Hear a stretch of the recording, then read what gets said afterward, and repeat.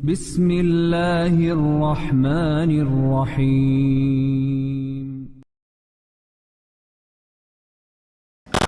Assalamualaikum warahmatullahi wabarakatuh.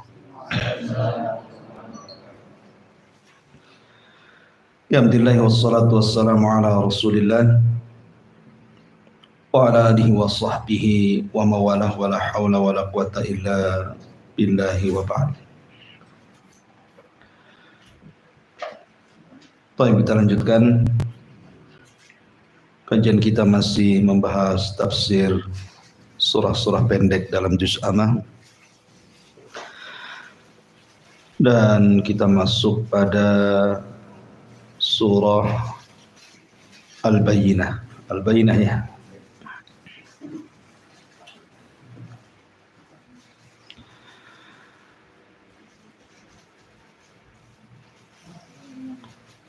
Taib, surah Al-Bayyinah secara tartib Al-Quran masuk pada surat ke-98, jumlah ayat 8, jumlah kalimat 94, dan jumlah huruf 412. Adapun tentang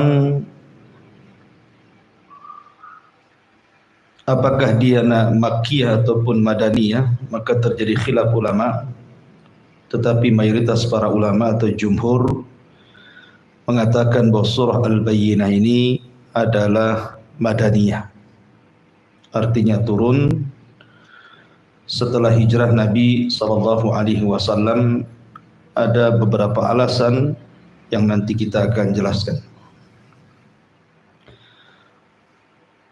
Adapun tentang keutamaan daripada surah Al-Bayyinah ini, dijelaskan bahwa ketika turunnya surah Al-Bayyinah ini, Nabi SAW memanggil seorang sahabat namanya Ubay ibn Ka'ab, dan itu berdasarkan riwayat Bukhari dari Anas bin Malik radhiyallahu an, bahwa Nabi SAW suatu ketika memanggil Ubay ibn Ka'ab. Dan perlu antum ketahui bahwa Ubay bin Ka'ab ini adalah satu di antara 4 sahabat yang direkomendasikan Rasul untuk diambil Qur'annya. Kata Nabi SAW, ambillah Al-Quran dari 4 orang.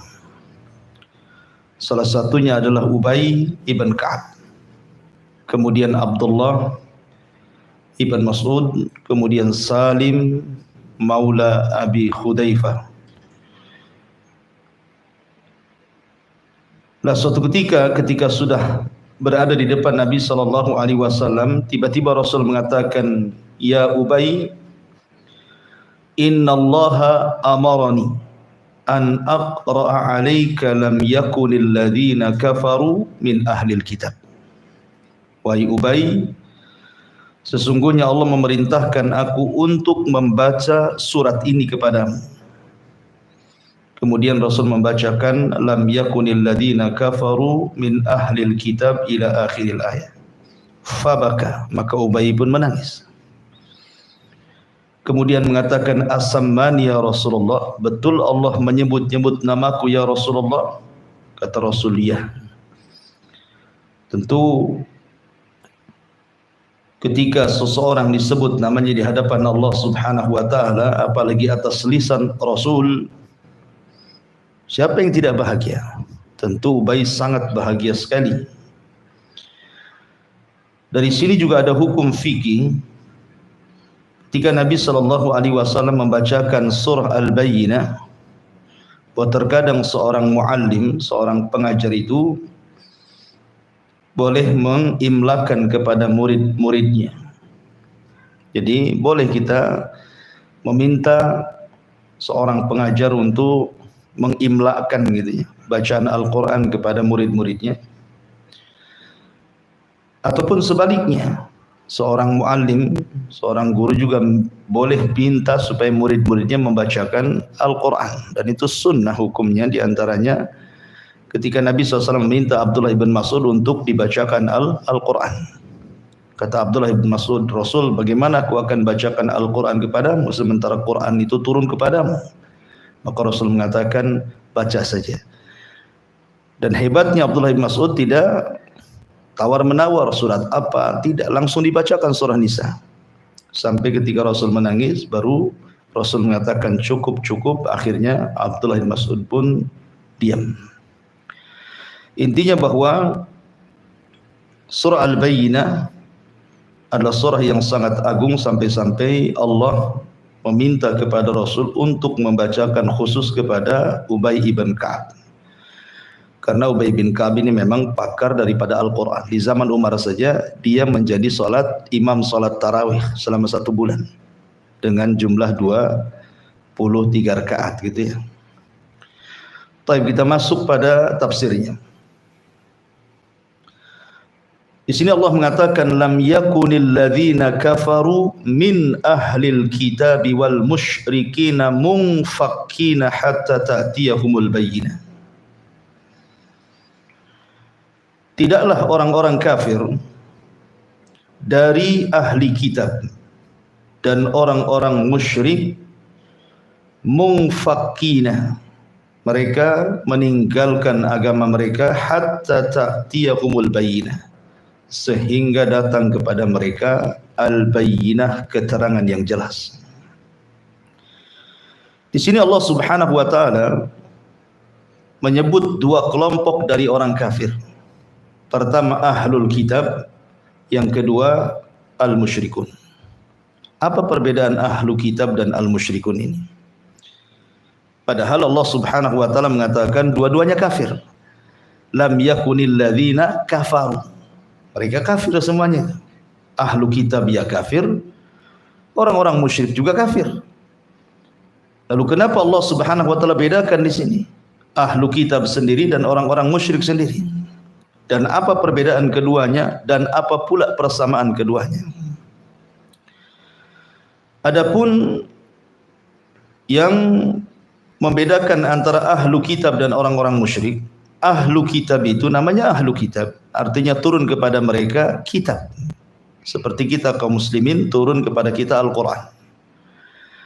Maka ahlu kitab turun kepada mereka kitab. Maksudnya isyarat kepada 2 agama. Pertama Yahudi dan Nasrani. Jadi Yahudi dan Nasrani disebut satu nama sebagai ahlu kitab namanya. Kalau musyrik berbeda. Yang menjadi khilaf para ulama itu tentang Majusi dan juga Nasibin. Apakah 2 agama ini bagian daripada ahli kitab atau bukan? Walaupun pendapat yang kuat tidak, mereka bukan ahli kitab karena tidak diutus Rasul kepada mereka dan tidak diturunkan kitab kepada mereka.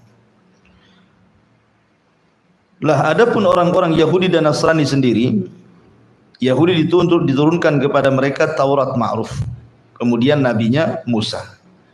Nasrani diturunkan kepada mereka Injil dan nabinya Isa, gitu ya. Tetapi Majusi tidak dikenal nabinya, tidak pula dikenal kitabnya. Begitu juga Nasibin dan yang lainnya. Ini dari segi bahasa, jadi ahlul kitab maksudnya di sini Yahudi dan Nasrani.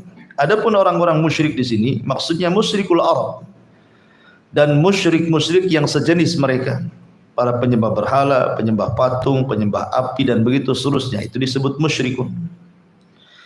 Dari sini kita ketahui bahwa sebagaimana seorang ataupun mukmin itu darajat bertingkat-tingkat, maka kafir juga darakat bertingkat-tingkat. Maka kafir yang paling rendah adalah Nasrani. Kemudian di bawah Nasrani, Yahudi. Kemudian di bawah Yahudi, musyrikun dengan berbagai macam jenisnya. Kemudian di bawah orang-orang musyrik yang paling parah, munafikun, orang-orang munafik. Jadi munafik itu paling dalam. Makanya nerakanya pun disendirikan dia. innal munafiqina fi darkil asfali minan nar. Sungguhnya orang munafik itu diletakkan di intip neraka yang paling dasar. Maksud munafik di sini adalah munafik i'tiqad ya, bukan amal. Munafik i'tiqad artinya zahirnya menampakkan Islam, tetapi hatinya menyembunyikan kekafiran. Jadi sama saja dia kafir. Cuman menyembunyikan kekafirannya. Apabila mereka datang kepada orang yang beriman, kami beriman. Apabila mereka datang kepada orang kafir, kami kawan kalian gitu ya. Jadi dia membohongi orang yang beriman, membohongi juga orang kafir, orang munafik. Makanya tingkatan yang paling rendah dari kekufuran itu adalah orang munafik. Yang paling ringan Nasrani, di bawahnya Yahudi, di bawahnya musyrik, di bawahnya lagi munafik. Makanya neraka juga bertingkat-tingkat. Taib, lalu apa perbedaan orang-orang ahlu kitab dari kalangan Yahudi dan juga Nasrani dengan orang-orang musyrik? Adapun yang membedakan mereka adalah dari segi beberapa hukum fikih. Contoh umpamanya dari segi pernikahan. Wanita-wanita Yahudi atau wanita-wanita Nasrani boleh dinikahi, tetapi wanita-wanita musyrik tidak boleh. Tidak boleh seseorang menikah dengan wanita Majusi, wanita penyembah berhala. Mungkin kalau di negara kita ini ada Hindu, Buddha dan yang semacamnya gitu ya. Tetapi kalau bersama orang-orang ahlu kitab, wanitanya Yahudi atau Nasrani, maka Islam membolehkan. Kemudian yang kedua, sembelihan. Sembelihan ahlu kitab itu dibolehkan kita makan. Berdasarkan firman Allah Azza wa Jalla, wa ta'amul ladzina utul kitaba hillu lakum. Makanan-makanan ahli kitab halal bagi kalian. Tentu yang dimaksud makanan di sini bukan makanan yang ma'ruf. Karena ada makanan walaupun tidak ada keterangan boleh gitu ya, seperti buah-buahan, ada khilaf. Kita boleh memakan buah-buahan yang mereka beli ataupun buah-buahan yang kita beli mereka makan.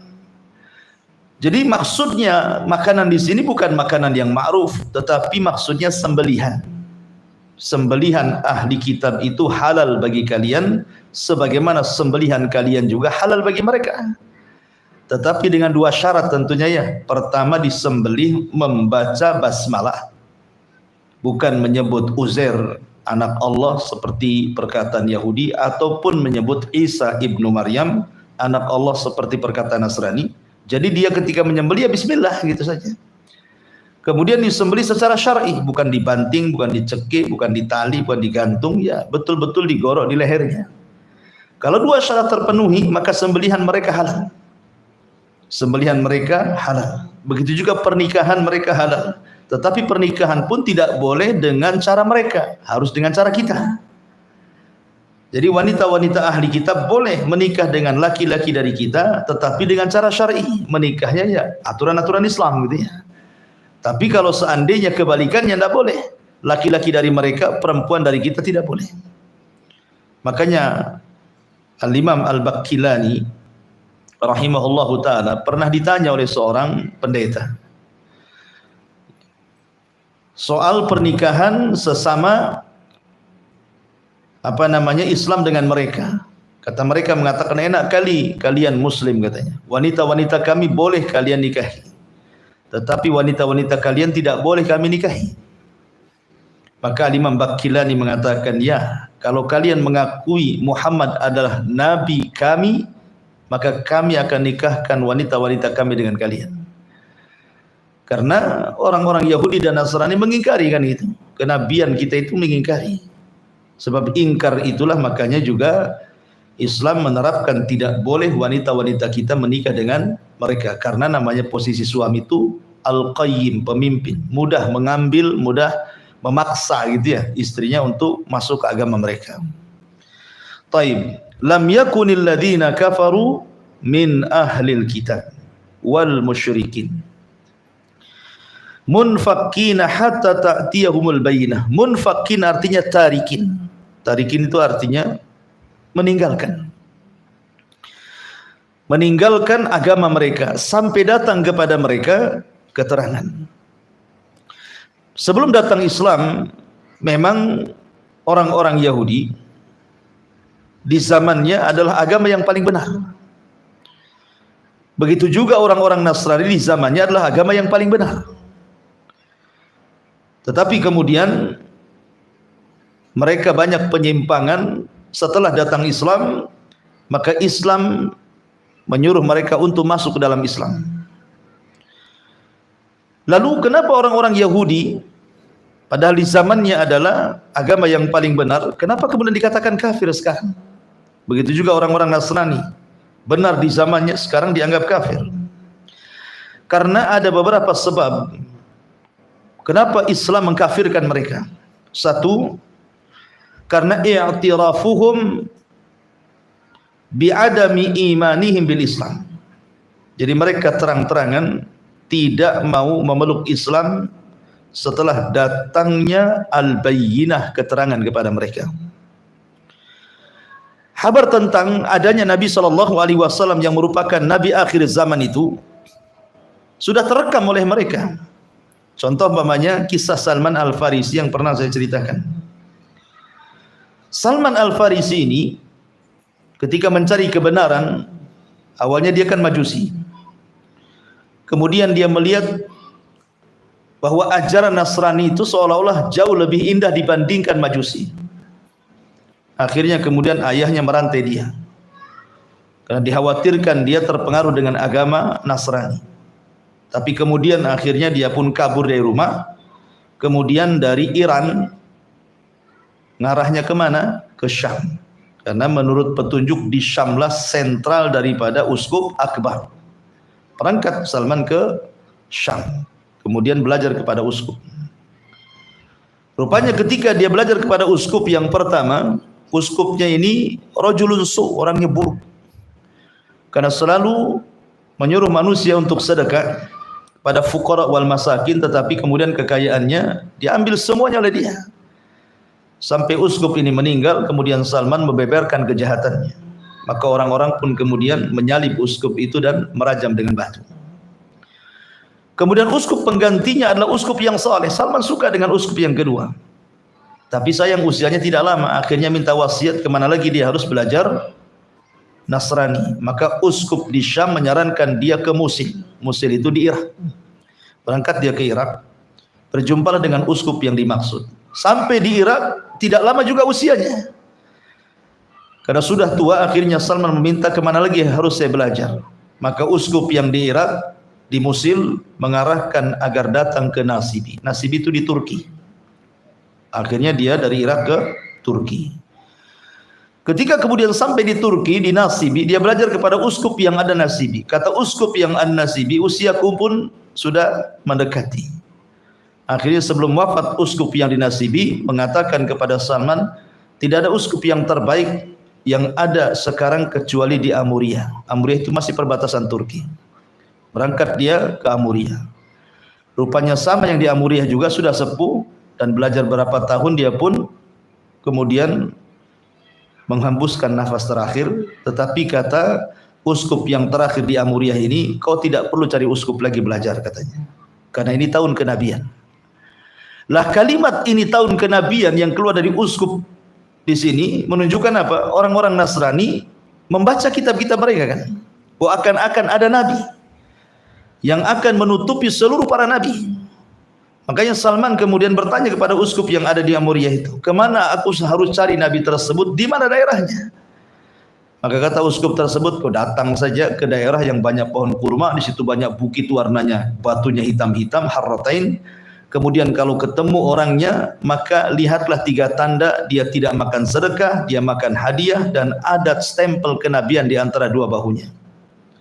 Bayangkan dari Turki, akhirnya dia pun membayar mahal untuk datang ke Madinah, yang ketika itu ada kabilah Bani Kalbin dari Yathrib yang sedang berniaga ke Turki. Akhirnya dia pun minta untuk ikut ke Madinah dengan harga yang mahal, sampai di Wadil Qura. Wadil Qura itu antara Tihamah dan juga Khaybar, ya sudah dekat dengan Madinah sebenarnya. Harusnya Salman turun di situ, tapi malah dijual. Ya, sudah ngongkos gitu ya, dizalimi dia, malah dijadikan budak, kemudian dijual kepada seorang Yahudi Bani Quraidah. Terpaksalah dia, kalau tidak kan bisa dibunuh dia. Makanya takut dia bekerja dengan Yahudi Bani Quraidah. Dan ketika itu belum ada kabar tentang kenabian. Setelah bertahun-tahun Salman bekerja, rupanya saudara daripada Bani Quraidah ini menginginkan Salman bekerja di kebunnya. Lah, kebun yang dimaksud adalah di Yathrib Madinah. Makanya ketika kemudian sampai di Madinah saja banyak pohon kurma, kemudian banyak bukit-bukit berwarna hitam.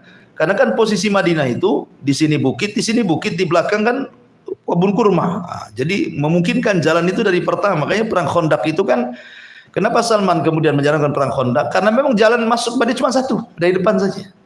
Kiri kanan bukit, belakang kebun kurma, nggak ada batasnya, saking luasnya gitu ya. Lah ketika Salman melihat kok banyak pohon kurma, bukitnya hitam, dengan wasiat uskup yang ada di Amuriah itu. Wah, jangan-jangan ini tempatnya maksudnya. Makanya selang beberapa waktu ketika Salman berada di atas pohon kurma, tiba kemudian datanglah saudara orang Yahudi ini berteriak-teriak dan mengatakan, qatalallahu Banu Kilah. Semoga Allah memerangi Banu Kilah. Banu Kilah ini kakek buyutnya Khazraj dan Aus. Dari dua kabilah Khazraj dan Aus. Lah kakek itu namanya Bani Kilah. Orang-orang Yahudi kalau menghina Khazraj dan Aus, kakek buyut mereka, dan mengatakan qatalallahu Bani Kilah. Semoga Allah memerangi Bani Kilah. Kemudian kata orang Yahudi ini, kenapa kau berteriak seperti itu? Dia mengatakan, celaka, Khazraj dan Aus sedang berkumpul di Kuba karena ada orang yang mengaku nabi yang berasal dari Mekah. Oh, Salman ini berada di atas pohon, dengar gitu kan kaget dia.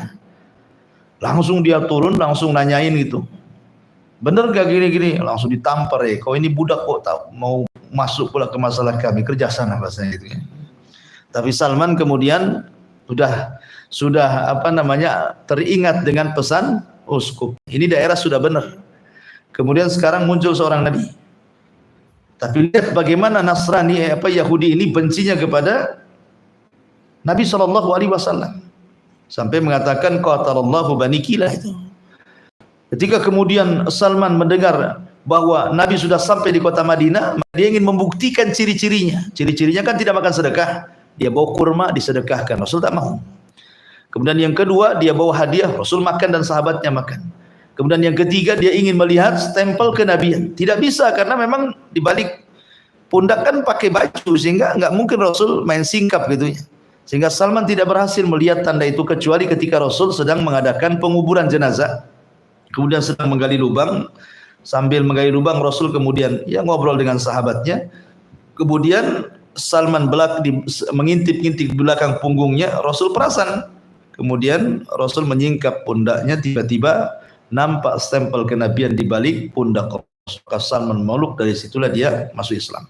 Yang ingin saya katakan bahwa uskup yang ada di Amuriah mengatakan bahwa tahun kenabian. Dari sini menunjukkan apa? Orang Nasrani tahu bahwa akan ada nabi. Adapun orang Yahudi sudahlah, jangan cerita. Tinggalnya mereka di Madinah itu sudah menunjukkan bahwa mereka menanti-nanti nabi. Coba bayangkan, Madinah itu bukan strategis ekonomi. Orang-orang Yahudi itu kan hubud dunia. Harusnya mereka lebih baik tinggal di Syam ataupun di Yaman yang sudah jelas-jelas ekonominya ada. Tapi di Madinah mana ada ekonomi? Dari segi ekonomi saja di Madinah nggak ada gitu ya. Tetapi mereka membela-bela diri tinggal ratusan tahun bergenerasi di kota Madinah hanya ingin menanti nabi yang dimaksudkan dalam kitab-kitab mereka. Jadi Yahudi dan Nasrani ini, dua agama ini menanti-nanti kemunculan Nabi SAW. Tapi apa yang terjadi ketika betul-betul datang Nabi SAW, dua-duanya menolak. Makanya Allah jelaskan, wa ma tafarraqal ladina utul kitab illa min ba'di ma ja'athumul bayyinah. Yaitu jawabannya. Dan tidaklah mereka berselisih dari kalangan ahli kitab. Dalam ayat ini tidak disebut musyrik. Kenapa? Karena orang musyrik tidak kenal Nabi. Yang kenal Nabi itu Yahudi dan Nasrani. Tapi ayat pertama disebut musyrik karena Nabi belum datang. Ayat yang kedua, musyrik tidak disebut, hanya ahli kitab saja. Ini Nabi sudah datang. Karena tidak ada maklumat orang-orang musyrik itu soal kenabian masalahnya. Makanya tidak disebut. di situ pada ayat yang di bawahnya itu. Ya. Masyaallah muslimin dimuliakan Allah Azza wa Jalla. Jadi yang pertama kufurnya Yahudi dan Nasrani itu karena mereka tidak memasuki Islam. Kemudian yang kedua, sebab yang kedua karena orang-orang Yahudi dan Nasrani itu mereka kufur dengan agama mereka yang Allah Subhanahu wa taala turunkan di dalam Taurat Injil kepada Musa dan Isa, bahwa kedua-duanya saling mengingkari. Orang Yahudi itu tidak mengakui juga Isa sebagai nabi. Orang-orang Nasrani, orang Yahudi mengakui. Mereka mengatakan Isa itu anak zina, gitu kan? Jadi Yahudi mengingkari adanya Nasrani sebenarnya, nggak mengakui. Dan Yahudi menuduh Maryam itu berzina sampai sekarang. Ya, mereka mengatakan bahwa Maryam itu berzina dan Isa itu anak zina. Itu orang Yahudi pemikirannya. Ya. Orang Nasrani pun mengatakan demikian kepada orang-orang Yahudi. Ya, jadi mereka itu saling sesat menyesatkan. Akhirnya kemudian dua agama ini melakukan tahrif kepada buku-buku mereka, kitab-kitab yang dari langit mereka merubah-rubah. Makanya Allah mengatakan yuharrifunal kalimaan mawadhi'i. Mereka merubah-rubah kitab-kitab mereka, itu pula sebab kekufuran mereka. Ya. Sebab kekufuran mereka. Kemudian juga sebab kekafiran mereka karena Allah menaskan dalam Al-Qur'an, mengatakan mereka kafir, seperti dalam surah Al-Bayyinah ini, lam yakunil ladina kafir. Allah mengecap mereka kafir. Berarti kalau Allah Subhanahu wa taala sudah mengecap kafir, maka kita harus mengkafirkan Allah kafirkan. Dan kita tidak boleh mengkafirkan yang Allah tidak kafirkan. Ketika Allah mengatakan Yahudi kafir, kita katakan Yahudi kafir. Ketika Allah mengatakan Nasrani kafir, kita katakan Nasrani kafir. Ketika kemudian orang-orang Arab dikatakan musyrik, kita katakan musyrik. Kenapa? Kita mengkafirkan yang Allah kafirkan saja. Karena kita bukan manhaj takfir, mengkafir-kafirkan semua orang. Seperti Khawarij, di luar kelompoknya kafir, gitu ya. Orang-orang Khawarij itu kan kerjanya kafir kafir saja itu. Tapi kita mengkafirkan yang Allah kafirkan saja. Titik sampai di sini. Jangan ditambah-tambah. Ya. Tapi di zaman sekarang muncul pula istilah tidak mengkafirkan orang kafir. Enggak boleh mengatakan Yahudi kafir, enggak boleh mengatakan Nasrani kafir, katakan mereka non muslim. Kan gitu ya. Padahal Allah mengatakan lam yakunil ladzina kafar, jelas kafir. Kekafiran mereka tampak. Mereka menganggap Isa anak Tuhan, mereka menganggap Isa satu di antara tiga Tuhan, mereka menganggap Isa Tuhan itu sendiri. Yahudi mengatakan Uzair anak Tuhan. Kekafiran macam mana lagi? Masa kita tidak boleh mengkafirkan yang Allah kafirkan? Kita kan hanya mengikuti yang Allah kafirkan saja. Adapun yang tidak dikafirkan tidak mungkin kita kafirkan. Karena mengkafir-kafirkan itu perkara berat. Sama dengan mengatakan si anu di neraka gitu ya. Itu bukan perkara ringan, makanya kita hanya terbatas ketika mengkafir-kafirkan itu yang sudah ternaskan dalam Al-Qur'an saja. Kita katakan fulan kafir, kenapa dikafirkan? Karena Quran mengkafirkan. Nah, selesai kaidahnya sampai di sini. Tetapi ingat, malam yukafir kafir fahuwa kafir. Siapa yang tidak mengkafirkan orang kafir, dia kafir. Gitu ya. Ingat, kaidah ini benar di satu sisi, tetapi salah di sisi lain. Kalau yang dimaksud malam yukafir kafir fahuwa kafir, siapa yang tidak mengkafirkan orang kafir, dia kafir. Maksudnya yang tidak mengkafirkan yang Allah kafirkan, dia kafir, benar. Tapi kalau yang dimaksudnya kaidah ini dibawa kepada kaidah orang-orang Khawarij yang tidak mengakui mereka kehilafan mereka seperti ISIS dan yang lainnya, maka dikafirkan, kemudian diterapkan hukum malam yukafir kafir fahuwa kafir. Tidak bisa. Seperti ma'ruf ideologi Khawarij di negeri kita kan banyak yang mengatakan pemerintah tauhid gitu ya. Siapa yang tidak mentauhidkan tauhid, maka dia tauhid katanya. Ngeri sekali jadinya. Jadi itu harus dipahami. Lam yakunil ladzina kafaru min ahlil kitabi wal musyrikina munfakkina hatta ta'tiyahumul bayyinah.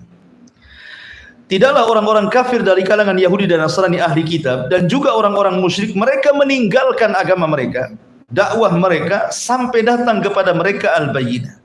Apa yang dimaksud al-bayyinah di sini? Yang dimaksud al-bayyinah ini adalah rasulun minallahi yatslu suhufam mutahharah. Ini disebut bayyinah. Bayyinah itu adalah Rasul sendiri.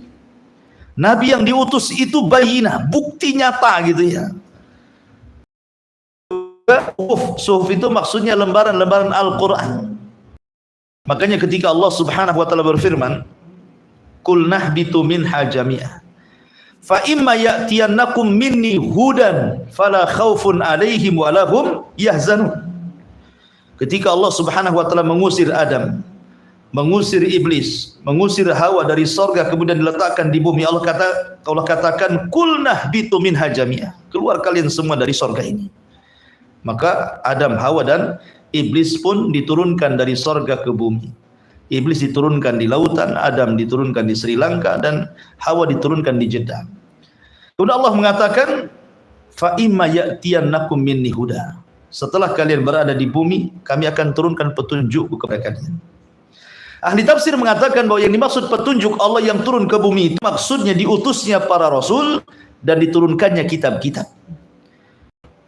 Jadi ketika Allah Subhanahu wa taala mengutus kepada Bani Israel Musa dan juga Taurat yang di tangannya, berarti itulah petunjuk bagi Bani. Siapa Musa dan Taurat, fala yadhillu wa la yashqa. Dia tidak mungkin celaka dan tidak mungkin binasa. Kemudian setelah itu Allah utus Isa, Allah utus Daud dengan Zaburnya. Maka siapa yang mengikuti Daud dan Zaburnya berarti telah mengikuti petunjuk Allah. Kemudian setelah itu Allah utus Isa dan Injilnya.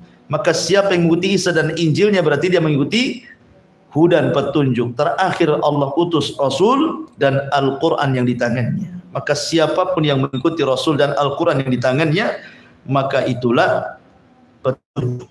Tetapi ingat bahwa semua berlaku di zamannya. Ya, semua berlaku di zamannya. Isa dan Taurat, Musa dan Taurat berlaku di zamannya. Setelah kemudian datang Daud dan Zabur, maka orang harus mengikuti Daud dan Zabur. Maka Daud dan Zabur benar di zamannya. Kemudian setelah itu datang Isa dan Taurat, Isa dan Injil.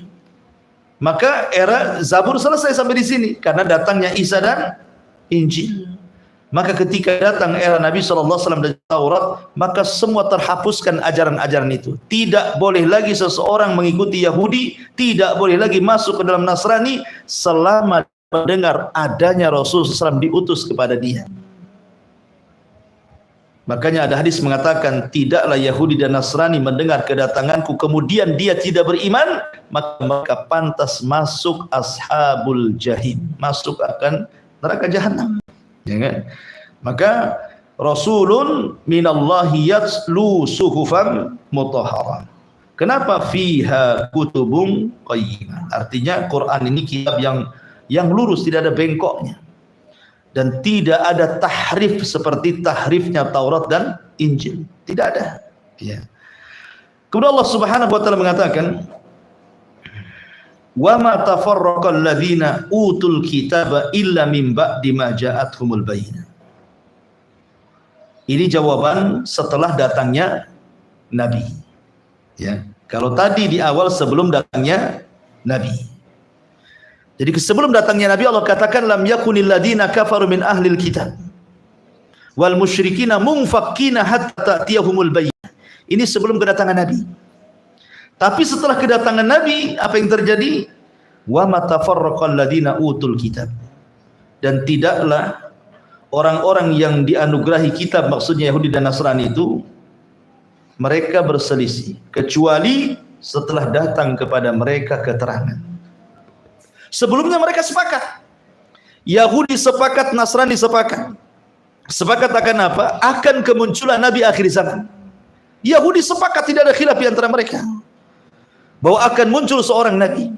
Tapi setelah datang Nabi SAW dan rupanya Nabi itu bukan dari Bani Israel tapi dari Bani Ismail, mulai berselisih, mulai hasad. Kenapa Allah Subhanahu wa taala mengutus Jibril salah alamat? Harusnya ke Bani Israel, diberikan pula ke Bani Ismail katanya. Mulailah mereka hasad, kibar, sombong, mulai bermusuhan dengan kaum muslimin. Ya. Begitu juga orang-orang Nasrani sama. Ya. Karena Yahudi dan Nasrani itu kan dua-duanya Bani Israel. Dan Isa itu nabi yang terakhir dari nabi-nabi Bani Israel. Yahudi ya Bani Israel, Nasrani juga Bani Israel. Dan nabi terakhir Bani Israel, Nabi Isa, itu nabi terakhir. Sehingga mereka kecewa. Kenapa Bani Israel. Kenapa pula Bani Ismail? Maksudnya keturunan Ismail ibn Ibrahim alaihi salatu wassalam. Apalagi kemudian hasadnya kepada orang Arab itu memang sudah tertanam sejak zaman dulu. Yahudi itu tidak suka dengan orang Arab sejak dulu. Dan itu ditampakkan dari kebencian kepada Musa dan kecintaan kepada Harun. Mereka suka dengan Musa, tapi mereka suka dengan Harun. Bani Israel itu. Alasannya apa? Pertama, karena Musa tidak hidup bersama mereka, hidup di istana Fir'aun dari kecil sampai dewasa. Yang kedua, habis itu hijrah kemana? Ke Madian, menikah dengan wanita Arab, bukan wanita Bani Israel. Anak dari seorang rajulun salih namanya Syu'aib, 10 tahun di sana. Baru kemudian pulang ke Mesir, baru bergabung dengan Bani Israel. Tapi Harun kan tidak. Harun tidak hidup di istana Fir'aun, memang hidup bersama Bani Israel dari kecil sampai dewasa. Dan Harun tidak pernah menikah dengan orang Arab, memang menikah dengan orang Bani Israel. Akhirnya Bani Israel itu kecintaan kepada luar biasa. Tapi kepada Musa mereka ya benci-benci rindu lah mungkin bahasanya. Karena Musa itu selalu diuji oleh Bani Israel yang tidak pernah dialami oleh Harun. Ya, ujian banyak sekali, makanya kenapa kesabaran Musa itu sampai ke tingkat azam, makanya dia masuk pada ulul azmi minar rusul. Taib. Jadi wa ma tafarraqal ladina utul kitab illa min ba'di ma ja'atuhumul bayyinah, kecuali setelah datang kepada mereka al-bayyinah, keterangan. Datang kepada mereka nabi, rasul mendakwai mereka, mendialog dengan mereka dan macam-macam, tapi mereka tidak mau beriman. Padahal telah nyata jelas. Contoh nih, ketika orang-orang Yahudi datangi orang-orang musyrik Arab, orang-orang waktu itu Rasul belum hijrah, masih di Mekah. Datang orang-orang Quraisy ke Madinah, karena orang-orang musyrik tahu bahwa orang-orang Madinah itu orang cerdas, diberikan kitab kepada mereka. Maka orang musyrik itu bermusyawarah. Di tempat kami di Mekah ada orang ngaku nabi. Bagaimana menurut kalian wahai pembesar Yahudi? Maka orang Yahudi mengatakan, oh ada orang ngaku nabi di tempatmu, gini saja, berikan dia 4 soalan. Kalau dia bisa menjawab, memang dia seorang nabi. Kalau dia tidak bisa menjawab, memang dia bukan seorang nabi, artinya ragukan kenabiannya. Ya kan? Kemudian diajari, katakan kepadanya 1 tentang ruh. Apa itu katanya kan? Yang kedua, makanan penduduk sorga itu yang pertama dimakan apa? Kemudian tentang seorang raja yang berkeliling dunia berdakwah ke sana kemari, macam mana kabarnya? Kemudian orang-orang yang terjerembab dalam gua, macam mana ceritanya? Maka akhirnya orang-orang musyrik setelah punya bahan, pulang mereka ke Mekah. Kemudian betul-betul bertanya kepada siapa? Kepada Nabi, dan mengatakan kami siap beriman kalau kau bisa menjawab 4 soalan ini. Kemudian disebutkan, karena Nabi SAW saking senangnya nih dengan 4 pertanyaan ini. Karena apa? Konsekuensinya mereka siap beriman. Akhirnya Rasul mengatakan ghadan jawabannya, besok jawabannya, lupa mengucapkan insyaallah. Ketika lupa mengucapkan insyaallah, akhirnya telatlah jawabannya. Jibril telah turun, ya, karena tidak mengucapkan insyaallah tadi. Tapi Jibril pun akhirnya turun juga memberikan jawabannya. Artinya bahwa kalau seandainya orang-orang Yahudi itu tahu bahwa jawab apa soalan mereka telah terjawab dan semuanya benar, artinya memang dia seorang nabi. Dan mereka tahu Rasul itu seorang nabi.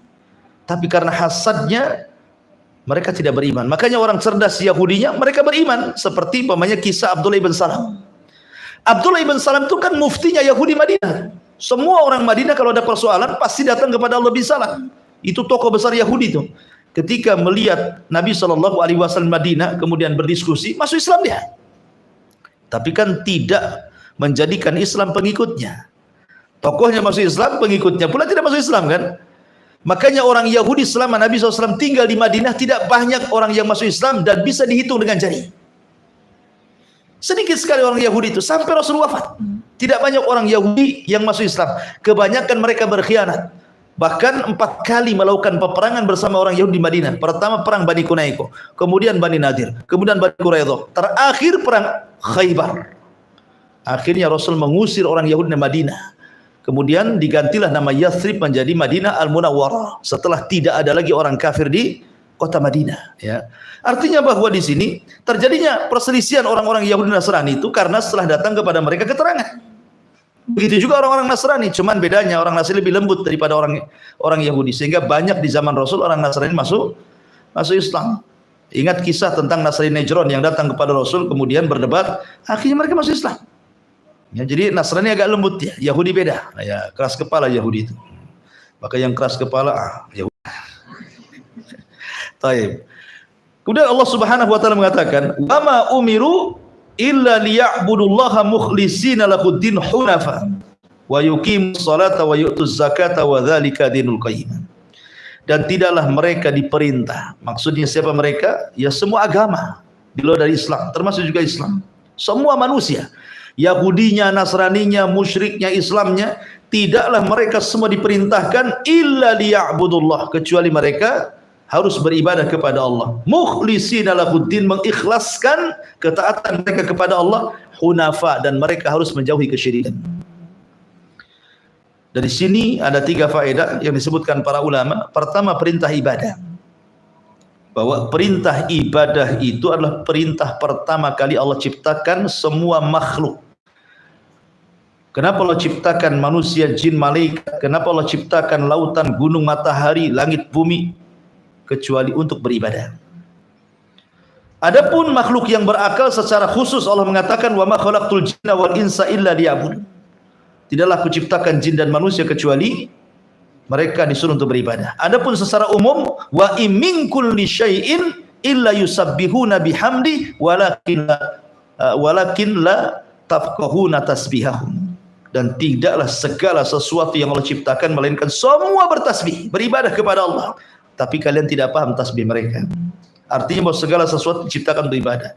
Yang kedua, setelah kemudian kita paham ibadah, kita dilarang untuk menyekutukan Allah.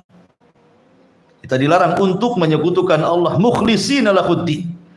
Betul-betul ketaatan itu diberikan kepada Allah Azza wa Jalla, hunafa. Hunafa itu artinya mail minasyirki. Menjauhi kesyirikan itu disebut hunafa. Ya, makanya orang-orang Arab yang masih mengikuti agama Ibrahim itu disebut hanif. Hanif itu artinya mail minasyirki. Seperti Waraqah ibn Naufal.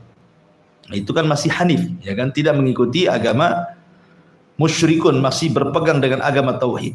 Walaupun mereka tidak tahu cara beribadah, tapi hati mereka itu mengingkari kesyirikan. Ya, Waraqah ibn Naufal, kemudian beberapa, ada 4 orang, ya, tokoh di zaman jahiliyah itu yang hanif, tidak mau menyekutukan Allah Azza wa Jalla. Ya. Intinya bahwa kemudian yang ketiga adalah ittiba. Ittiba itu artinya hanya mencontoh ibadah kepada Allah dengan mengikuti contoh Nabi SAW. Ini menjadikan syarat ibadah. Syarat ibadah itu 2 kan. Pertama, perintah ibadah. Di atas perintah ibadah itu ikhlas, artinya tidak menyekutukan Allah. Kemudian setelah itu adanya ittiba, harus mengikuti Nabi SAW. Salah satu tidak ada, maka akan terjerumus kepada 2 kemungkinan. Imma kesyirikan, wa imma kebid'ahan. Artinya bisa dia masuk kepada syirik atau menyelisih Nabi. Kalau dia hanya ikhlas tetapi tidak ittiba, maka akan menyelisih nabinya. Tapi kalau dia ittiba tapi tidak ikhlas, maka akan masuk kepada bab syirik. Ya, makanya harus terkumpulin ibadah ini, ibadah ikhlas dan ittiba. Dan itu diambil wa ma umiru illa liya'budullaha mukhlishina lahuddin wa yuqimus salata wa yu'tuz zakata wa dzalika dinul qayyim. Ayat ini sebagai dalil bahwa al-bayyinah ini adalah madaniyah. Kenapa? Karena ada perintah salat dan zakat. Di Mekah kan belum ada. Belum ada 2 perintah ini. Perintah salat dan zakat itu adanya di Madinah. Makanya surah Al-Bayyinah ini madani. Ketambah-tambah kisah tentang Ubay ibn Ka'ab yang memperkuat bahwa itu adalah madani. Kemudian diperkuat lagi dengan apa? Dengan adanya cerita Yahudi dan Nasrani. Di Mekah tidak ada cerita Yahudi Nasrani itu. Rasul itu ceritanya sama orang kafir Quraisy saja. Setelah di Madinah baru cerita Yahudi, baru cerita Nasrani. Berarti menunjukkan 3 alasan inilah yang kemudian atau jumhur ulama mengatakan surah Al-Bayyinah ini adalah madaniyah. Artinya surat turun setelah hijrah Nabi sallallahu alaihi wasallam. Wa ma umiru illa liya'budullaha mukhlishina lahuddin hunafa wa yuqimus salata wa yu'tuz zakata wa dzalika dinul qayyim. Kemudian Allah mengatakan innal ladzina kafaru min ahlil kitabi wal musyrikin. Sesungguhnya orang-orang kafir dari kalangan ahli kitab, maksudnya Yahudi dan Nasrani, wal musyrikin, dan orang-orang musyrik, fi nari jahannam, mereka semua berada di neraka jahanam. Khalidina fiha, dikekalkan di dalamnya. Ulaika hum syarrul bariyah. Mereka adalah ada dibaca bariyah, ada dibaca bariyah. Jadi dua bacaan ya. Bisa dibaca syarrul bariyah ataupun syarrul bariyah. Tidak ada masalah, dua-duanya benar ya. Tapi di sini Allah Subhanahu wa taala ingin mengatakan orang-orang yang kufur dengan siapa? Kufur dengan kedatangan Nabi. Kufur dengan Quran. Karena sebelumnya kan cerita tentang al-bayyinah. Ya. Berarti di sini kufur dengan bayyinah tersebut. Mereka tidak mengakui Nabi sallallahu alaihi wasallam, mereka tidak mengakui Al-Qur'an dari kalangan ahli kitab dan orang-orang musyrik. Apa balasannya? Fi nari jahannam. Maka mereka layak dimasukkan ke dalam jahannam. Ma'asyiral muslimin yang dimuliakan Allah Azza wa Jalla, jahannam itu satu di antara nama neraka. Nama-nama neraka itu banyak, ya. Nama-nama neraka ya, pertama Al-Hawiyah. Hawiyah itu, dan itu disebutkan di dalam surah Al-Qaryah kan. Faman khaffat mawazinu fa ummuhu hawiyah. Berarti neraka itu ada namanya hawiyah. Ya. Kemudian juga yang kedua ada namanya ladha. Dan itu disebutkan di dalam Al-Quran juga, kalla innaha ladha. Berarti nama neraka itu selain hawiyah namanya ladha. Ada juga nama khutamah. Seperti Allah mengatakan, kalla la yumbadhan fil khutamah. Wa ma adraka mal khutamah, narullah muqadah. Kemudian juga nama neraka itu ada namanya jahim. Dan itu juga Allah Subhanahu wa taala firman, wa idzal jahimu syu'ira. Ketika neraka jahim dinyalakan. Ya. Kemudian yang nomor 5, jahannam, ma'ruf jahannam. Ya. Karena nama jahannam ini masyarakat populer, jahannam kau katanya. Nama jahannam itu terpopuler di masyarakat. Ah, itu nama neraka jahannam. Karena Allah mengatakan inna jahannama kanat mirsada. Kemudian yang nomor 6 saqar. Sebagaimana Allah mengatakan sauslihi saqar atau ma salakakum fi saqar. Nah, ini dia.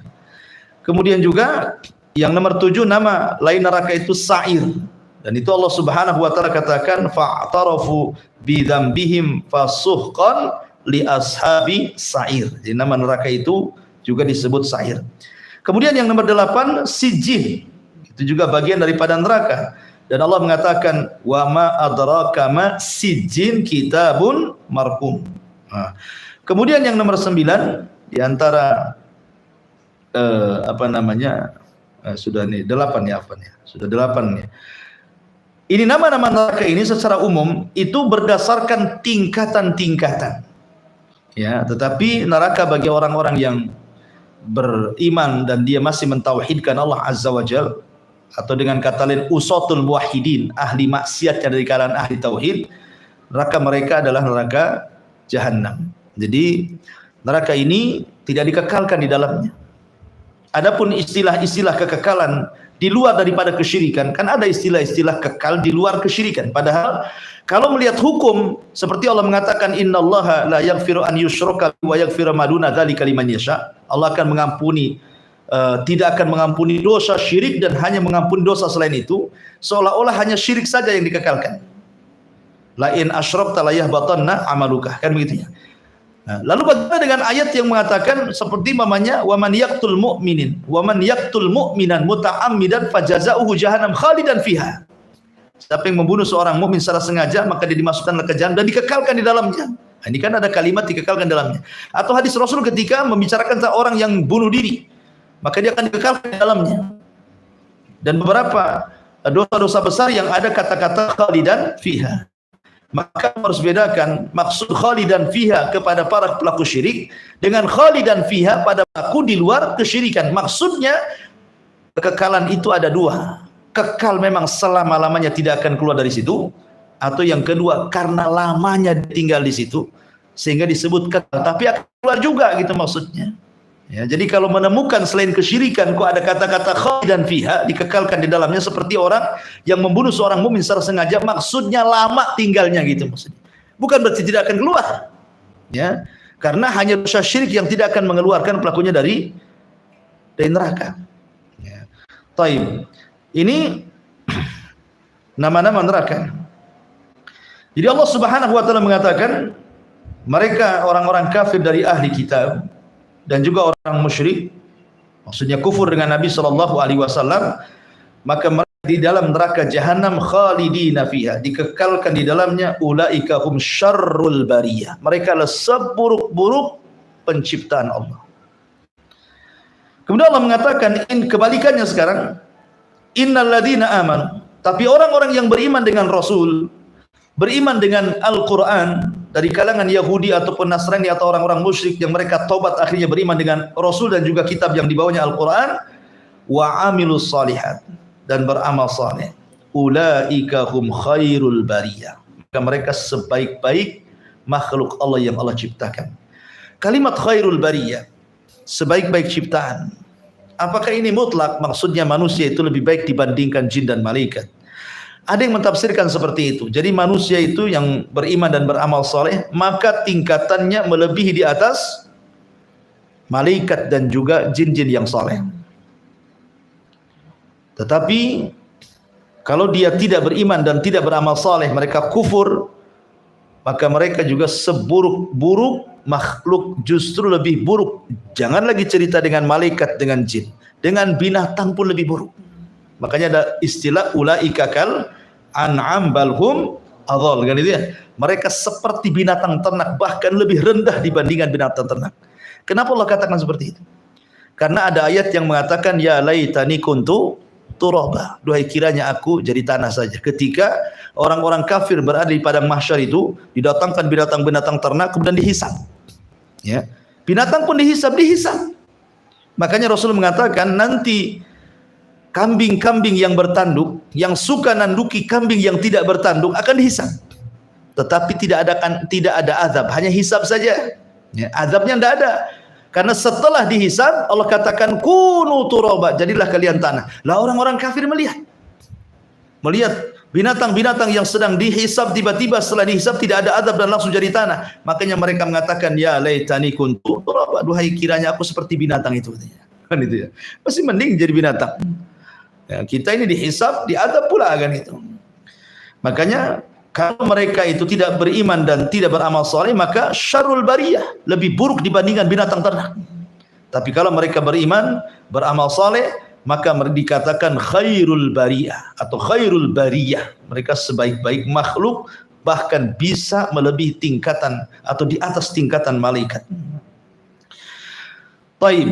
Lalu kemana jin di sini? Kenapa tadi disebutkan? Ya, jin ini masuk kepada kategori makhluk mengikut manusia. Ya, jin yang soleh sama dengan manusia yang soleh. Jin yang jahat ya sama juga dengan manusia yang jahat, gitu maksudnya.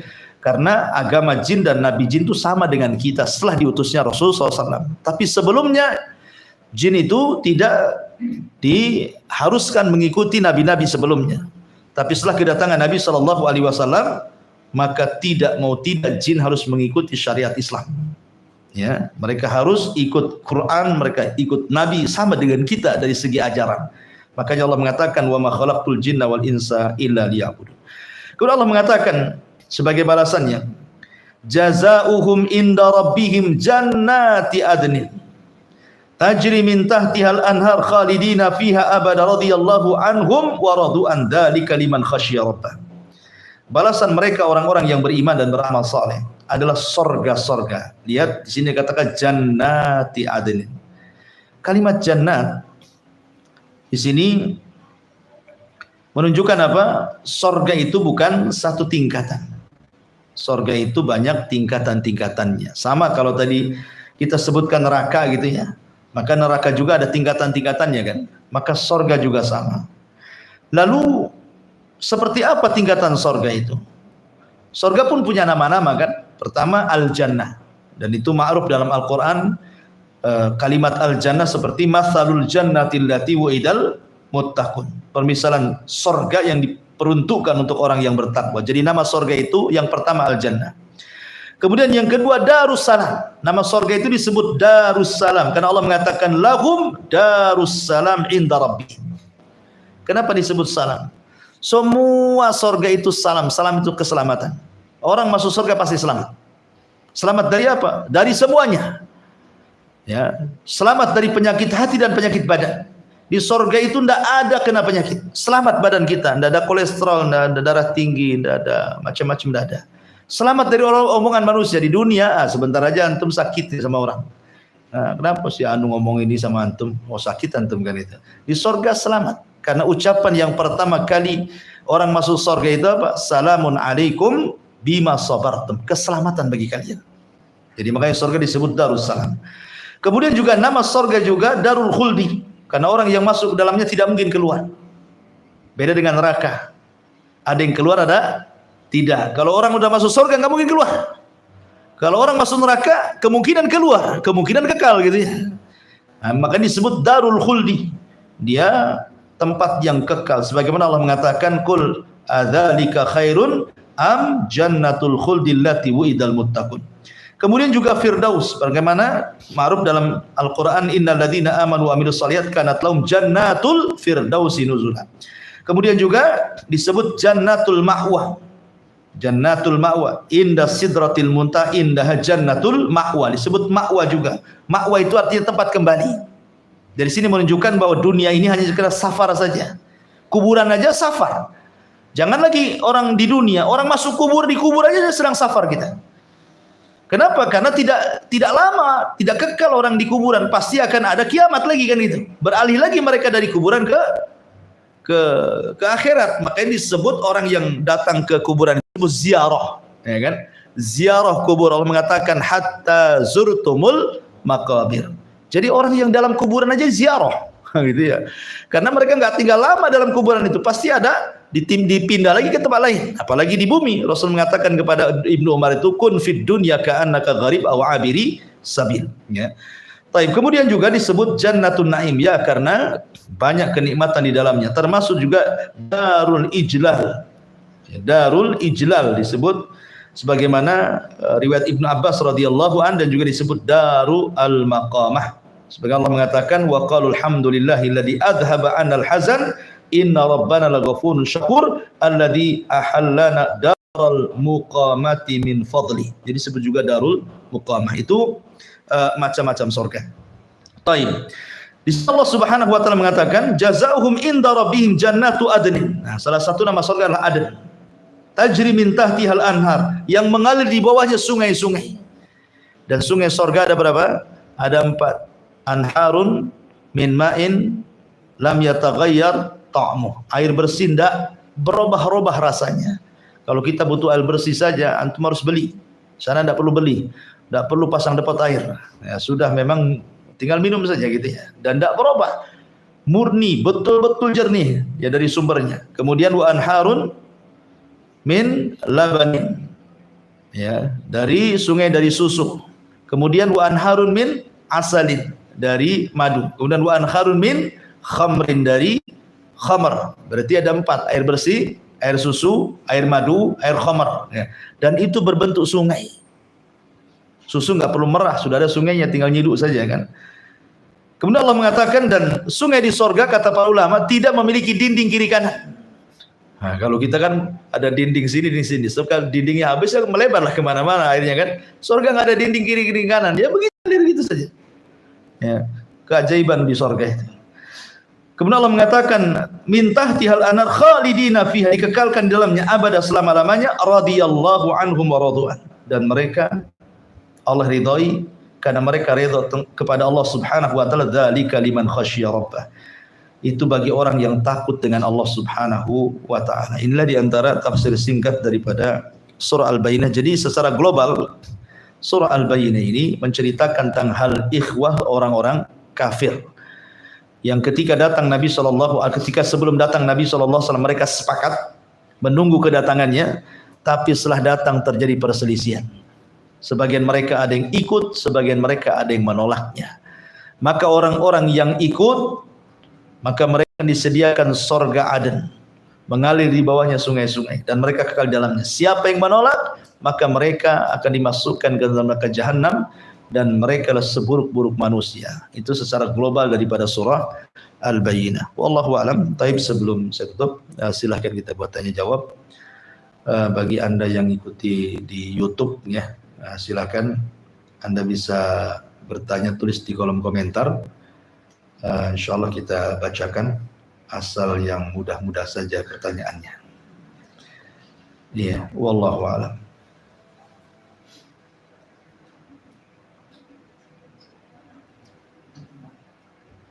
Iya. Tentang Alkitab tadi, apakah berlaku sampai sekarang itu Alkitab? Alhamdulillah. Al-Quran itu tidak dibatasi tempat dan tidak dibatasi waktu. Al-Quran itu akan relevan setiap zaman, kecuali ayat-ayat yang dihapus. Kalaupun ada ayat yang dihapus, manansah min ayatin aw nunsiha na'ti bi khairi minha aw misliha. Kalaupun ada ayat hukumnya dihapus, pasti Allah akan datangkan hukum yang semisal atau yang lebih baik. Ya, selama hukum tidak dihapus, maka akan tetap berlaku sampai kiamat.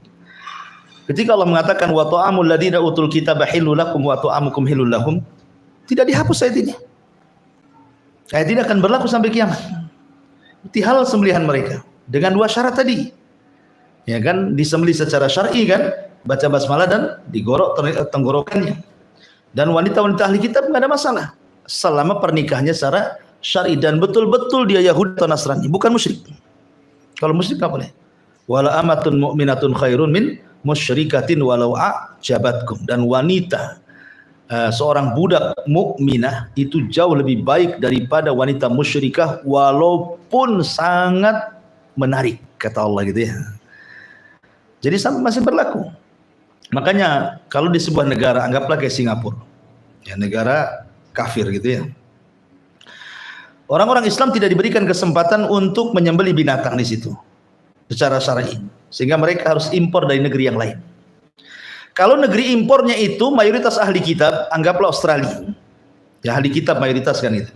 Kemudian kita yang hidup di Singapura seorang muslim, boleh nggak membeli dagingnya dan memakannya? Boleh, karena hukum itu dilihat dari aglabnya. Kenapa? Lihat dohirnya dulu. Ini yang mengimpor mana? Cina ataukah Australia kan itu ya? Ya, mana negara yang banyak ahli kitabnya, kita melihat dohirnya saja, berarti boleh makan. Tapi kalau seandainya ada pilihan, ya tentu kita memilih sesama muslim kan. Ini kan bicara tidak ada pilihan, ya maka boleh. Tapi kalau yang mengimpor dari luar kemudian negara-negara yang bukan mayoritas ahli kitab, maka haram, tidak boleh.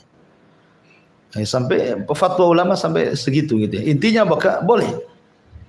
Begitu juga menikah dengan wanita-wanita Nasrani atau wanita Yahudi, boleh, tidak ada masalah. Tetapi kalau ada wanita muslimah, ngapain pula cari mereka gitu maksudnya. Tapi kalau tidak ada lagi kecuali mereka, ya sudah nggak apa-apa. Tapi jangan ngambil di luar ahli kitab. Ya. Kenapa kemudian kita boleh menikah dengan mereka? Karena ada kesamaan. Orang Yahudi Nasrani itu kan doktrinnya sama. Mereka punya kitab-kitab langit. Artinya mereka secara ajaran itu mentauhidkan Allah. Cuman karena sudah ada penyimpangan, akhirnya mereka jadi kufur dan sebagian mereka jadi syirik. Tetapi dengan adanya persamaan ini bisa kita tarik. Bisa kita tarik. Makanya Allah mengatakan dalam Al-Quran itu, Qul ta'alau ila ma gimana? Qul ya ahlal kitab ta'alau ila kalimatin sawa. Wahai ahli kitab, kemarilah kita satukan kalimat, gitu ya. Kenapa Allah menyuruh Rasul mengatakan seperti itu kepada ahli kitab? Karena sama-sama diturunkan kitab masalahnya. Mereka punya nabi, punya kitab. Kita juga punya nabi, punya kitab. Cuman nabi dan kitab-kitab penutup seluruh para nabi dan kitab-kitab langit. Itu saja bedanya. Ya. Dan mereka harus mengikuti nabi kita dan kitab yang dibawanya, dan itu berdasarkan nas yang tertulis dalam kitab-kitab mereka, termasuk Rasul yang ditulis dalam kitab mereka. Bahkan sifat-sifat sahabat saja ada ditulis di kitab-kitab mereka. Contoh ketika Baitul Maqdis dikuasai Umar, datang Abu Ubaidah, kan mereka siap untuk tidak berperang. Mereka akan, sudahlah kalah, saya akan kasihlah kuncinya. Tetapi orang yang mengambil kunci itu harus sesuai ciri-cirinya yang termaktub dalam kitab kami kan. Datanglah Abu Ubaidah, bukan. Datanglah Khalid, bukan. Datanglah Indah, bukan. Ketika datang Umar, ini orangnya katanya. Gitu, langsung paham mereka. Langsung dikasih kunci Baitul Maqdis. Jadi sebenarnya sifat-sifat sahabat juga sudah ada termaktub dalam kitab-kitab mereka. Cuman sekali lagi karena hasad kemudian juga kesombongan mereka, mereka tidak dapat hidayah. Tapi hukum itu masih berlaku sampai hari ini, baik makanannya ataupun pernikahannya. Wallahu a'lam. Iya. Pertanyaan dari itu Ustaz. Ah. Tapi dua tema. Assalamualaikum Ustaz. Makanya dari Anak Effendi, apakah mencuri harta orang kafir itu harus bertobat mengembalikan hartanya atau hanya bertobat Allah saja? Ya, mencuri harta orang kafir boleh atau tidak? Tidak boleh. Kecuali konteksnya sedang peperangan. Nah, itu masuk ke harta fai atau harta ghanimah. Ya. Tapi kalau yang Anda ambil hartanya bukan kafir harbi, anggaplah kafir zimmi atau musta'man atau ahdi, ketika kita menyakiti mereka, baik secara nyawa atau harta, berarti kita menzalimi mereka. Dan ingat, siapapun yang Anda zalimi, kafirkah dia, mukminkah dia, maka Allah bersama mereka. Bukan karena kekafirannya, tapi karena kezalimannya. Makanya Allah mengatakan wala tahsabannallaha ghafilan amma ya'malu zalimun. Jangan kau sangka Allah itu diam kepada orang-orang yang berbuat zalim. Allah akan berdiri kepada siapapun yang dizalimi, walaupun dia kafir. Bukan karena kekafirannya, sekali lagi kan, karena kezalimannya. Allah akan membela dia. Maka siapapun yang mengambil harta orang kafir, kembalikan. Kembalikan. Selama kafir itu kafir zimmi, musta'man atau ahdi, lain kalau harbi. Kalau harbi dan posisinya Anda sedang perang, ya kan? Namanya perang itu yang tidak boleh di luar perang, boleh dalam perang. Contoh sombong. Di luar perang nggak boleh sombong. Tapi ketika masuk perang boleh kita sombong. Ana Nabiun la kadhib, ana ibni Abdul Muttalib, kata Rasul. Saya nabi dan saya tidak dusta, dan saya turunan Abdul Muttalib, raja Arab, kata Rasulullah kan. Sombong kan? Enggak apa-apa dalam peperangan. Kata Ali, ana alladhi sammatni ummi Haidarah. Saya yang dikasih nama ibuku macan hutan, katanya. Siapa yang berani dengan saya? Di dalam peperangan boleh. Bahkan Rasul mengatakan innal harba kaidun. Peperangan itu tipu daya. Tipu-tipu dalam perang boleh, yang penting menang. Dalam perang boleh, tapi nipu di luar perang nggak boleh. Jadi hal-hal yang tidak boleh dalam peperangan, di luar perang boleh dalam perang. Menipu, berdusta, mencuri, nggak masalah. Yang penting menang di situ kan. Pokoknya ngeraip-kerap ke musuh, dicurinya pedangnya, diambil kudanya, nggak apa-apa. Dalam peperangannya situasinya kan. Tapi kalau situasi aman dan dia bukan kafir harbi, Anda pulang ngambil hartanya, Anda zalim, balik. Nggak boleh. Ya, itulah indahnya Islam. Nabi SAW itu pernah membuat perjanjian yang disebut dengan Piagam Madinah. Dan itu ada 47 bulir kesepakatan, yang mengatakan 51 bulir kesepakatan. Ya, jadi di situ dijelaskan tentang hak-hak bagaimana kita melindungi mereka. Dalam Piagam Madinah itu intinya bahwa tidak boleh. Tidak boleh, dan harus dikembalikan. Habis itu bertobat. Kalau seandainya orang yang antum ambil barangnya memang nggak ada, sudah cari ke sana kemari gitu ya, memang sudah nggak ada di situ, ya sedekahkan saja. Boleh jadi mungkin ketidaktahuan antum, mungkin dia pulang kemana dapat hidayah umpamanya kan, dia masuk Islam, maka sampai pahalanya ke dia. Kalaupun tidak, dia tetap kafir, antum sudah menghilangkan beban, sudah mencuri barang orang. Nah, itu ya. Wallahu a'lam. Ada lagi ya? Nggak ada lagi? Ada lagi nih. Apa nih? Coba baca. Ustaz, mau tanya, jika Allah menghendaki kebaikan seorang, maka akan dipahamkan tentang agamanya. Bagaimana dengan kita yang baru menemukan jalan Allah, sudah ketinggalan dalam ilmu agama? Bagaimana solusinya? Mana ada ketinggalan? Para sahabat itu masuk Islam banyak yang sudah tua. Dan sahabat itu masuk Islam itu tidak semuanya orang baik. Ada mantan-mantan penyembah berhala, kayak Umar itu masih mantan penyembah berhala, mantan preman itu bahasanya ya. Mantan-mantan penyembah berhala itu kan orang musyrik. Mereka dapat hidayah. Ya ada yang muda-muda, ada yang sudah tua. Ya. Tetapi tidak ada istilah telat dalam agama itu. Tidak ada istilah telat dalam agama itu. Sampai-sampai Rasul mengatakan ada seseorang beramal amalan ahli neraka. Sampai antara dia dengan neraka tinggal satu hasta. Dan di akhir hayatnya dia beramal amalan ahli surga. Akhirnya Allah masukkan dia ke surga. Abu Hurairah radhiyallahu anhu pernah ngomong bersama para sahabatnya, maukah aku tunjukkan kepada kalian seorang sahabat Nabi, tidak pernah sujud, nggak pernah ruku, mati masuk surga. Tidak pernah beramal. Kata Abu Hurairah, maukah aku tunjukkan kepada kalian sahabat Nabi, tidak pernah sujud, tidak pernah ruku, nggak pernah beramal, mati masuk surga, katanya. Mana itu kan? Heran. Siapa Abu Hurairah? Kata Abu Hurairah, kenalkah kalian dengan Usairim? Usairim. Usairim ini satu-satunya orang Aus yang tidak mau masuk Islam. Ketika pemimpin mereka Sa'd bin Mu'adz masuk Islam di tangan Mus'ab bin Umair, dapat hidayah, ini pemimpin Aus nih. Datang dia ke Aus dan mengatakan, "Hei orang Aus, kalian tahu siapa saya?" Kata orang Aus, "Ya, engkau pimpinan kami, engkau paling cerdas di antara kami, engkau paling mulia di antara kami." "Oh, kalau begitu baik. Masuk Islam kalian semua." Siapa yang tidak masuk Islam, apakah laki-laki, perempuan, kecil, dewasa, tua, jangan bicara denganku katanya. Kecuali harus masuk Islam. Oh, dipaksa dia, pimpinan kabilah dia.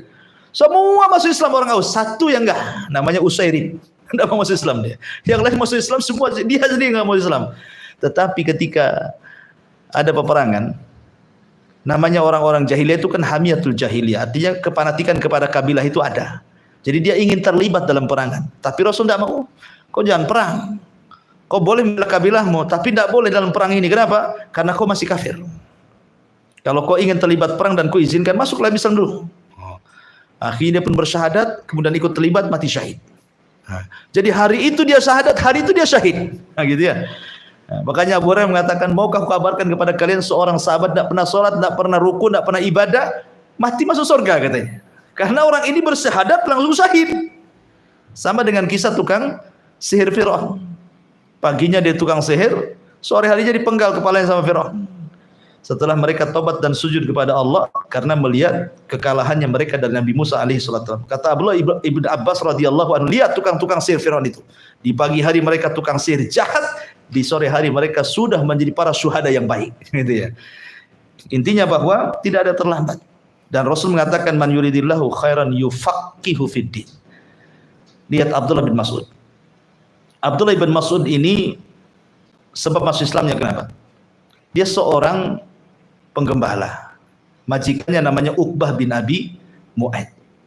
Rasul dan Abu Bakar jalan. Kemudian kehausan di jalan. Nampak Abdullah bin Mas'ud sedang menggembala kambing. Kata Rasul SAW, ya Abdullah bin Mas'ud, bisakah kau berikan air susu kambingmu? Kata Abdullah bin Mas'ud, tidak bisa. Ini kambing amanah, bukan kambing saya. Ini kambing majikanku Uqbah bin Abi Mu'aid. Kata Rasul, ya sudah, kalau memang nggak boleh yang berair susu, saya minta kambing yang nggak ada susunya saja, yang nggak punya anak, kan belum ada susunya. Nah, kemarikan kambing itu. Akhirnya kemudian didatangkan, kemudian diusap teteknya kambing itu, tiba-tiba gemuk dan keluar air susu. Nah, di mata Abdullah ibn Mas'ud nggak pernah melihat sulap kayak gini. Gak mungkin dianggap sulap kan gitu ya. Jangan-jangan ini jin, jangan-jangan apa gitu kan? Karena baru pertama melihat, kok bisa diusap keluar air susunya? Di situ mulai tertarik. Dia mengatakan, ajari aku katanya. Ajari aku. Namanya Abdullah bin Mas'ud kan. Kata Rasul, baik, datanglah kau ke tempat kami. Maka Abdullah bin Mas'ud datang, kemudian diajarkan Islam. Kemudian Abdullah bin Mas'ud masuk Islam. Kata Rasul, anta rajulun mu'allam. Engkau laki-laki yang akan Allah berikan ilmu. Kenapa? Karena ada semangat belajar dia. Kan minta diajari. Rasul, saya minta ajari. Maka setelah dia masuk Islam, Rasul doakan, anta rajulun mu'allam. Engkau laki-laki yang akan diajari Allah. Sejak itulah Abdullah bin Mas'ud menjadi faqihnya fuqaha sahabat. Ya.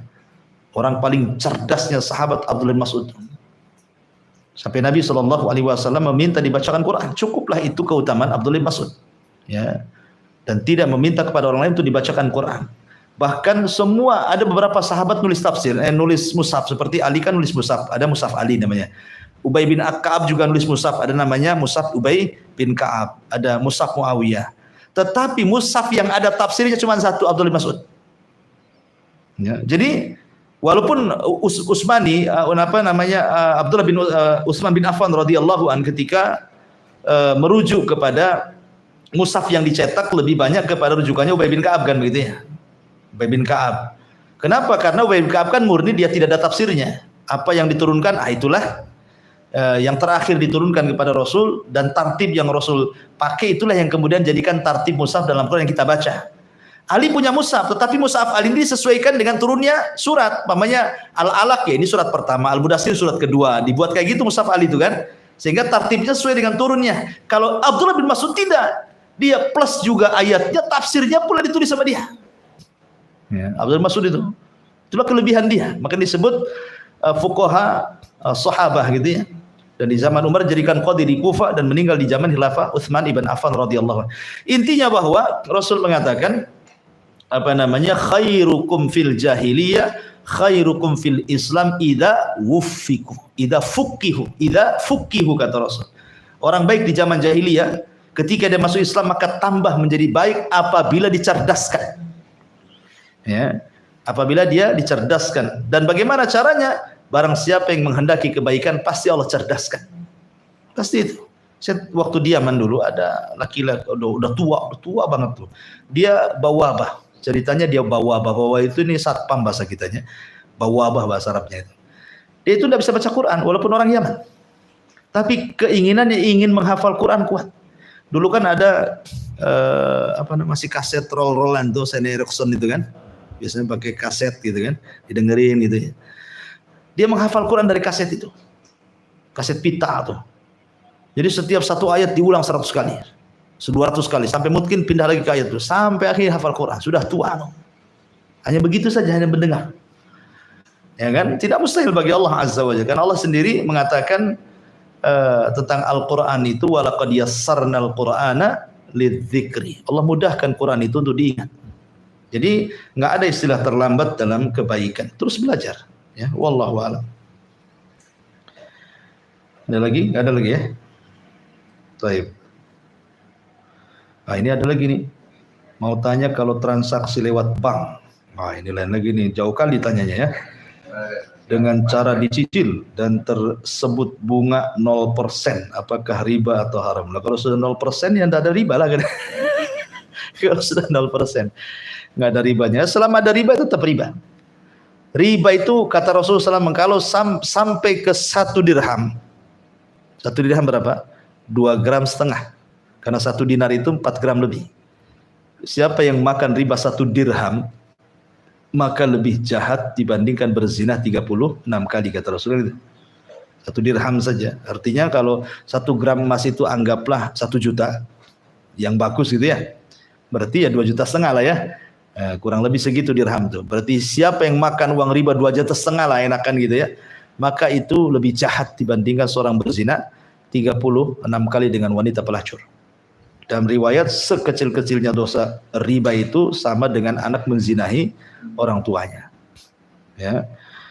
Intinya bahwa lihat banknya, selama bank-bank itu konvensional, yang jelas wala ta'awanu 'alal ismi wal udwan. Kalau memang bisa beralih dengan bank-bank syariah yang sudah diberikan rekomendasi oleh para guru-guru, ya kan, para ulama, maka beralihlah. Karena kemungkaran itu ketika tidak bisa dihilangkan 100%, maka minimalnya dikurangi atau diringankan.